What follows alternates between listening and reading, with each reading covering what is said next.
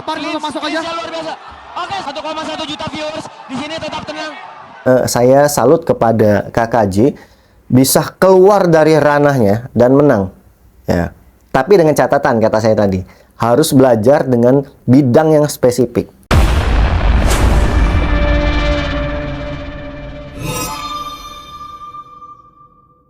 Assalamualaikum warahmatullahi wabarakatuh. Oke guys, jadi di video kali ini kita akan membahas tentang pertandingan boxing antara Paris Binjai atau Paris Fernandes dengan KKJ Jackson Carmela. Wow, ini seru ya. KKJ ini atlet Muay Thai, ya, juara PON Papua. Itu keren. Juara PON itu udah keren banget. Atlet Muay Thai. Dan Paris Binjai pun bukan cuman pukul-pukul pisang. Ternyata Paris Binjai itu pernah jadi atlet juga. Pernah juara Sumatera Utara, kalau nggak salah ya. Pernah ikut juga kejuaraan nasional, juara 2 apa di nasionalnya.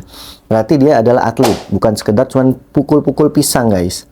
Nah, di sini yang kita ketahui adalah semua orang itu akan bagus pada bidangnya masing-masing. Maksudnya begini. Ya, ketika saya di pencak silat, saya akan bagus di ranah saya pencak silat. Ketika saya tidak mempelajari boxing, ya saya akan habis karena saya tidak mempelajari boxing. Kecuali saya belajar seperti KKJ ya. Nah, begitu pun juga ketika misalkan boxing masuk ke pertandingan aturan silat juga pusing juga. Jadi seperti gini loh, MMA, ya, MMA juara dunia MMA, ya, terus tandingnya ke boxing seperti McGregor lah ya. McGregor tanding boxing, ya, kalah beliau tandingnya di boxing ya dengan atlet pro. Dan sebaliknya, saya yakin juga ketika atlet boxing tersebut tanding ke ranahnya MMA, saya yakin akan kalah juga, akan kebingungan. Makanya di sini kita akan bilang semua orang akan bagus pada bidangnya masing-masing. Dan terkecuali ya KKJ, tapi dengan catatan mendalamin bidang tersebut. Jadi misalkan atlet MMA kan mixed martial art ya, tapi dia tetap tidak spesifik. Ketika misalkan boxing aja, dia kan kalau boxing latihannya boxing aja terus. Jadi spesifik bidangnya dia. Nah, ketika MMA kan memang dituntut belajar semua, tapi tidak spesifik. Tapi ketika dia belajar yang spesifik, bisa saja atlet MMA tadi bisa menang ke ranah tinju, tapi latihan spesifik dengan waktu yang lama, nggak bisa sebentar langsung ikut pertandingan, tidak. Nah di sini saya melihat Paris Fernandes itu meningkat ya dari kasat mata saya ketika saya melihat konten-konten sparringnya Paris, tekniknya meningkat, powernya juga meningkat di kontennya beliau ya. Kekuatan Paris juga saya lihat meningkat dari pukulan terkuat di bumi, dia juaranya. Karena yang juara sebelumnya itu KKJ, dan sekarang stabil pukulannya 900 ya. Berarti ada peningkatan di Paris. Dan juga di sparring-sparringnya, di kontennya Paris, saya melihat juga dia meningkat juga dari cara dia sparring. Itu karena mungkin apa lawannya saya nggak ngerti juga ya. Cara dia menyerang, cara dia menghindar, itu ada kemajuan dari sebelumnya. Ini dari kasat mata. Dan ternyata KKJ lebih meningkat di sini saya lihat ya, karena KKJ jarang memperlihatkan prosesnya dia. Sparringnya yang kita lihat sparring dia melawan Ali Haidar ya. Ali Haidar memang petinju kejurnas, juara kejurnas, spesifik banget. Tapi di sini KKJ banyak belajar ya. Dan terutama yang saya tahu, KKJ ini mendapatkan pelatih yang bagus, pelatih yang berpengalaman pada bidangnya untuk boxing ini ya. Karena banyak juga yang bahas KKJ dan dapatkan pelatih yang bagus, latihannya keras ya. Dan beliau juga yakin kalau staminanya, fisiknya jauh lebih unggul daripada Paris. Itu kata KKJ ya. Dan ternyata terlihat pada saat pertandingan semalam ya, KKJ sangat terlihat percaya diri dan maju banget ya, pesat. Di sini ya kita belajar juga bahwa semua orang bagus pada bidangnya masing-masing. Tapi kalau mau belajar ya, spesifik bidangnya, itu akan bagus juga terlihat pada KKJ. Nah, KKJ mendalamin tinju. Setelah pertandingan pertama dia belajar tinju, ya, terus berlatih. Mungkin juga KKJ mempelajari teknik-tekniknya Paris, cara bermain Paris. Karena kan sparring Paris kan banyak terlihat ya di channelnya dia. Jadi mungkin di sana KKJ bisa mempelajari, karena kalau seorang atlet itu kadang suka mempelajari teknik lawan. Kalau saya nih misalkan, ketika saya bertanding, saya melihat calon lawan saya besok, wah mainnya kayak gini. Oke, cuplikannya.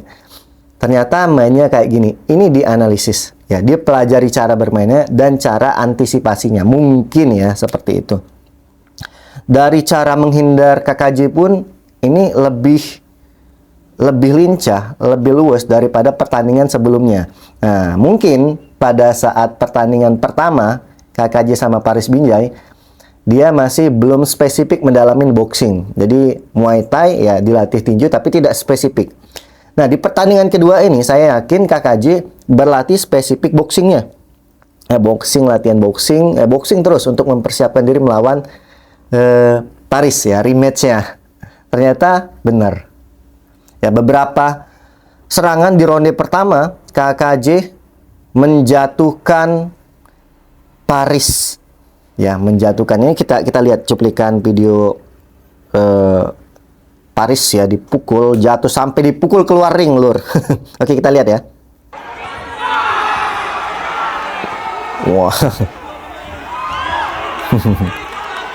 Lebih luas ya. Paris ditekan terus dia.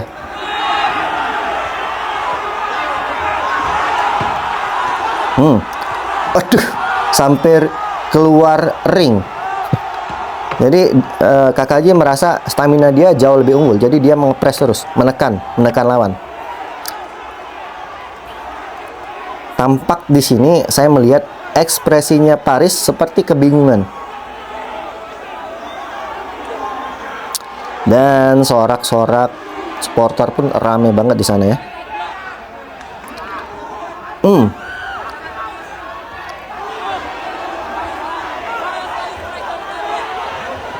Wah, itu pukulan telak sampai Parisnya jatuh itu. Ya. Keras pukulannya, tepat ya. Sampai jatuh Parisnya. Wih, rame. Itu sampai kayaknya kayak kebingungan gitu Parisnya. Setelah kepukul kayak gimana ya? Kayak bingung dia, jadi linglung gitu. Nah, itu cuplikan. Jadi pada saat pertandingan itu beberapa pukulan telak KKJ masuk ke Paris. Padahal saya lihat Paris ketika di kontennya itu ketika orang mukul menghindarnya enak banget ya. Tapi di sini seperti dia merasa kebingungan. Dan ada yang bilang juga itu si KKJ pukulnya kepala belakang. Ya, nggak pukul kepala belakang ya, karena Paris terlalu nunduk. Mungkin karena dia ya terbiasa mukul dari atas seperti itu ya. Jadi kenanya belakang, tapi niatnya tidak memukul kepala belakang. Dan beberapa pukulan telak KKJ itu menjatuhkan Paris. Dan di ronde kedua KKJ menang TKO, mengalahkan Paris di ronde kedua, dipukul pelipisnya sampai sobek. Nah, wah keren ya. Selamat buat KKJ yang telah memenangkan pertandingan ini. Jadi mungkin ada rematch sekali lagi ya, karena skornya 1-1. Dan Paris juga kita jangan menghinanya. Jadi beberapa komentar banyak menghina Paris ya. Ketika di pertandingan pertama KKJ kalah, banyak menghina KKJ. Ya namanya pertandingan menang kalah itu biasa, lur. Yang pasti mereka menang kalah dapat cuan. Kita berantem membela mereka, tapi mereka ya sebenarnya mereka bersahabat, berteman. Kita jangan sampai fanatik membela salah satu dari mereka, terus berantem di komentar sampai rasis ya, membawa-bawa agama juga, itu nggak boleh. Jadi intinya di sini saya salut kepada KKJ bisa keluar dari ranahnya dan menang. Ya, tapi dengan catatan kata saya tadi, harus belajar dengan bidang yang spesifik. Ya, latihan yang rutin, karena untuk atlet betul ya kata KKJ. Kalau kita menjadi atlet, latihannya itu harus continue. Nggak bisa, walaupun saya mantan atlet nasional, ketika saya nggak pernah latihan, ikut tarung, itu namanya bunuh diri, lur. Kalah aja kalian. Terutama kalah apa? Kalah napas. Yang dilakukan KKJ bener. Pasang lagi, siap. Langsung mendekat. Buat apa? Buat ngepres lawan tadi, ya, supaya staminanya habis. Jadi dia ngerasa staminanya lebih unggul, KKJ, jadi dia mainnya deket terus, nggak banyak jarak. Nah, itu bagus. Dia ini strategi ketika kita mempunyai stamina yang lebih unggul. Jadi jangan buang-buang waktu, ya. Kita punya stamina unggul, kita habiskan lawan kita dengan stamina. Itu strategi yang bagus. Intinya apa? Ya, intinya kalian kalau mau jadi atlet, latihan tiap hari, rutin, ya, untuk menjaga stamina. Bukan cuma teknik doang, stamina kita juga harus dijaga. Ya, itu saja ya. Bagaimana pendapat kalian tentang pertandingan Paris dan KKJ? Keren banget dua-duanya. Oke, silahkan komentar di bawah dan jangan rasis ya. Saya akhiri. Wassalamualaikum warahmatullahi wabarakatuh. Salam pencak silat, salam saudara. Bye-bye.